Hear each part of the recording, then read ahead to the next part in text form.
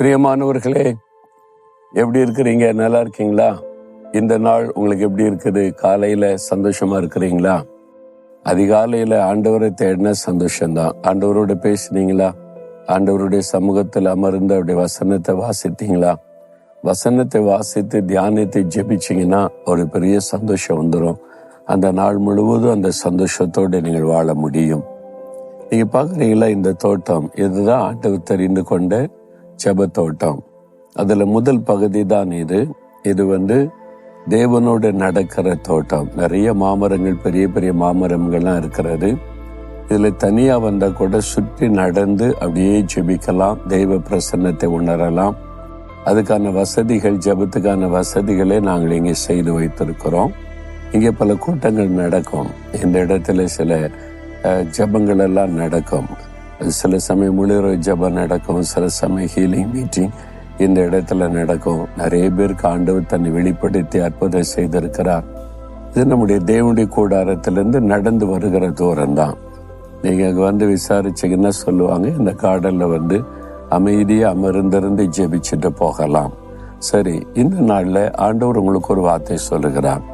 நீ இயேசுவோட நடக்கிறீங்க தானே? அப்ப உங்களுடைய வாழ்க்கை எப்படி இருக்கணும்? அதை குறித்த வேதம் என்ன சொல்லுது பாருங்க. 2 கொரிந்தியர் 5:17 ஒருவன் கிறிஸ்துவுக்குள் இருந்தால் புது சிருஷ்டியாயிருக்கிறான், பழையவைகள் ஒளிந்து போயின, எல்லாம் புதிதாயின. அதாவது இயேசுக்குள்ள வந்துட்டீங்கன்னா புது சிருஷ்டி. அதாவது இயேசுக்குள்ள வந்துட்டீங்கன்னா பழையவைகள் எல்லாம் ஒளிந்து போயிடும், புதிதாக்குதல். இதுதான் இயேசு கிறிஸ்து ஒரு மனிதனுக்குள்ளே செய்கிற மிகப்பெரிய ஒரு அற்புதம்.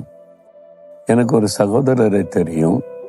குடிக்கிறது, போதை வஸ்துகளை பயன்படுத்துறது, சண்டை போடுறது, அந்த மாதிரி. அதனால பெற்றோருக்கு அவமானம், உடன் பிறந்தவர்களுக்கு அவமானம்.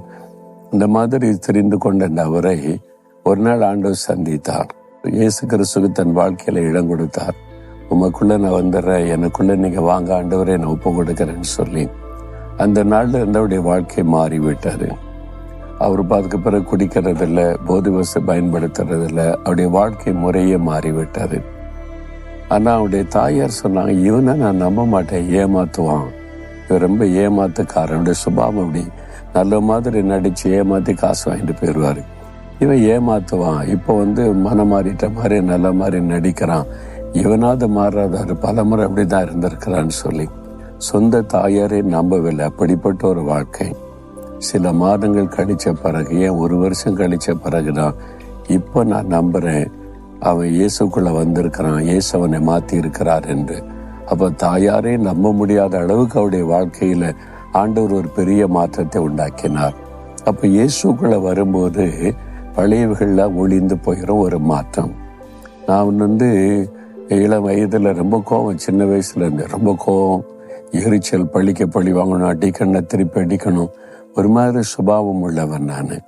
அதனால எங்க வீட்டுல எல்லாருக்கும், எங்க வீட்டிலே மோசமான ஆளு நான் வச்சுக்கொள்ளுங்களேன். ஆனா நான் ரட்சிக்கப்பட்ட பிறகு நான் மாறினதை பார்த்து முதல்ல எனக்கு ஆச்சரியம், நானா இப்படி மாறிட்டேன் அப்படின்னு. எங்க அம்மா ஆச்சரியப்பட்டு, எப்படா இவன் மாறின நீ, இவனுடைய சுபாவெல்லாம் இப்படிப்பட்டது, பிறவி சுபாவம் இருந்ததில்ல, பிறவி குணம்னு சொல்லுவாங்க பாருங்க, மாறிட்டு எல்லாம் சேஞ்ச் ஆயிட்டு. அவங்க ஆச்சரியமா சொல்ல, எப்படி மாறிட்ட? நான் மாறல, இயேசு மாத்திட்டார். அதுதான் வசனம். ஒரு மனிதன் இயேசுக்குள்ள ஒப்பு கொடுத்தீங்கன்னா உங்களுடைய குணங்கள், சுபாவங்கள், எண்ணங்கள் சகலத்தையும் அவர் புதிதாக்கி விடுவார். இயேசு கிறிஸ்துவின் சிந்தை உங்களுக்குள்ள வர ஆரம்பிச்சிடும். உங்களுடைய லைஃப் ஸ்டைலே மாறிடும். மற்றவங்களே பார்த்து ஆச்சரியப்படுற அளவுக்கு உங்களுடைய வாழ்க்கை மாறும்.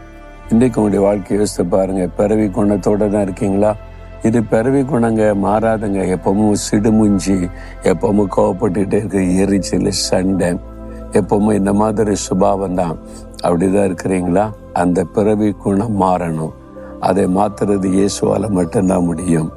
அப்ப இயேசுக்குள்ள உங்களை ஒப்பு கொடுத்துட்டா வேண்டாத எல்லா சுபாவத்தையும் மாற்றி ஒரு புதிய சுபாவத்தை ஆண்டவர் தருவார். நீங்க இந்த அனுபவத்தை பெற்றிருக்கிறீங்களா? எனக்கு ஆண்டவர் கொடுத்தார். அதுக்கப்புறம் தான் என் லைஃப்ல பெரிய சந்தோஷமான மகிழ்ச்சி. அதனால இயேசுவை நம்புகிறேன், இயேசு கிறிஸ்துவை விசுவாசிக்கிறேன், இயேசு மேல அன்பா இருக்கிறேன், அதெல்லாம் இருக்கலாம். அவருக்குள்ள நீங்க புது வாழ்க்கை பெற்றிருக்கிறீங்களா? புது சிருஷ்டியா மாறி இருக்கிறாங்களா? தான் முக்கியம். இல்லாட்டா இன்னைக்கு சொல்லுங்க, இயேசுவே எனக்குள்ள நீங்க வாங்க, என்ன உங்களுடைய கரத்தில் ஒப்பு கொடுக்கிறேன். என்னை புது சிருஷ்டியா மாற்றுங்க. பழையவைகள் ஒளிந்து போகணும். அதுக்கு தான் இயேசு சிலுவையில் ரத்தம் சிந்தினார். இயேசு கிறிஸ்துவின் ரத்தம் சகல பாவங்களை நீக்க நம்மை சுத்திகரிக்கும். நம்முடைய குணங்கள் சுபாவங்களை மாற்றிவிடும். இப்ப சொல்லுங்க, இயேசுவே எனக்குள்ள வாங்க, இயேசுவே என் உள்ளத்தில் வந்து வாசம் பண்ணுங்க, இயேசுவே உம்முடைய ரத்தத்தினால் என்னை கழுவி சுத்திகரிங்க.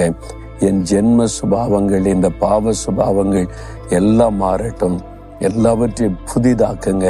அதுக்காக என்னை உங்களுடைய கரத்தில் ஒப்பு கொடுக்கிறேன். என் உள்ளத்துல தெய்வீக சமாதான சந்தோஷத்தை அருளி செய்யுங்க. இயேசு கிறிஸ்துவின் நாமத்தில் ஆமேன், ஆமேன்.